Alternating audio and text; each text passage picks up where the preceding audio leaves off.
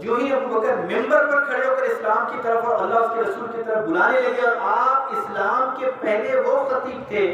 کہ جنہوں نے اللہ اس کے رسول کی طرف لوگوں کو بلایا، پہلے خطیب اسلام کہ جنہوں نے لوگوں کو علانیہ طور پر اسلام اللہ اس کے رسول کی طرف بلایا، یہ اعزاز بھی ابو بکر کو حاصل ہے۔ لہذا ممبر پر کھڑے ہوئے اللہ اس کے رسول کی طرف بلانے لگے، اور آپ کا بلانا تھا کہ یہ بات مشرکین اور کفار قریش کو کہاں برداشت ہوتی، کیسے اور کیوں کر وہ برداشت کرتے؟ بغض و عناد میں ڈوبے ہوئے لوگ، سرکشی میں اور بغاوت میں ڈوبے ہوئے لوگ، انا تکبر اور غرور میں ڈوبے ہوئے لوگ، حسد میں کہ حضور ہی کیوں نبی بنے،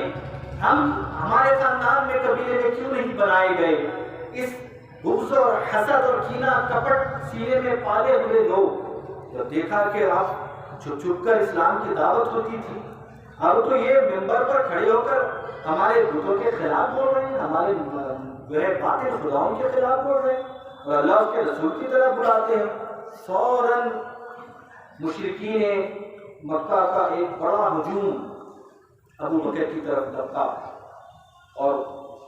شدید طور سے انہیں مارنا شروع کیا،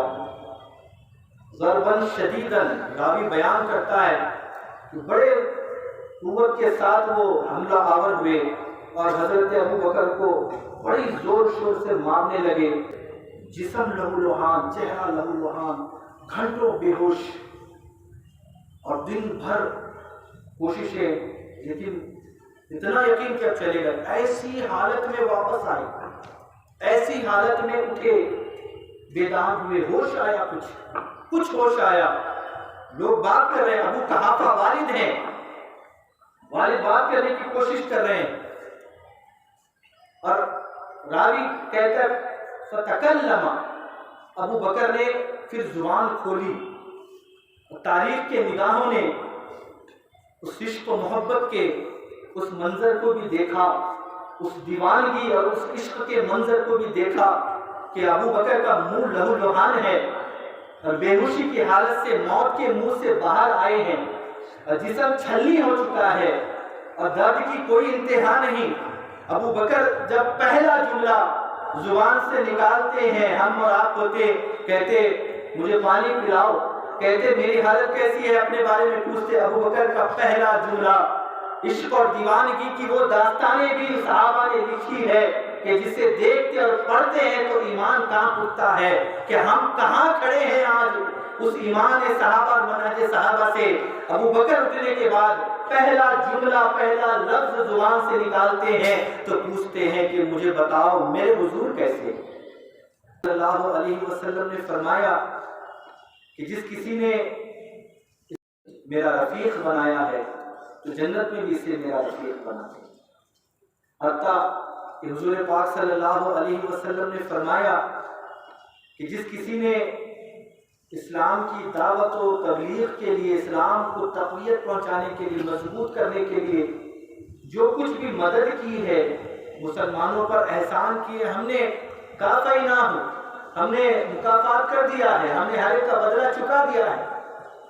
ہم نے ہر ایک کی مدد کا صلہ دے دیا ہے۔ جس کسی نے احسان کا ہاتھ اسلام اور مسلمانوں کی طرف بڑھایا ہے، قربانیاں دی ہیں، ساروں کا ہم نے احسان چکا دیا ہے، الا خلا ابا بکر، سوائے ابو بکر کے،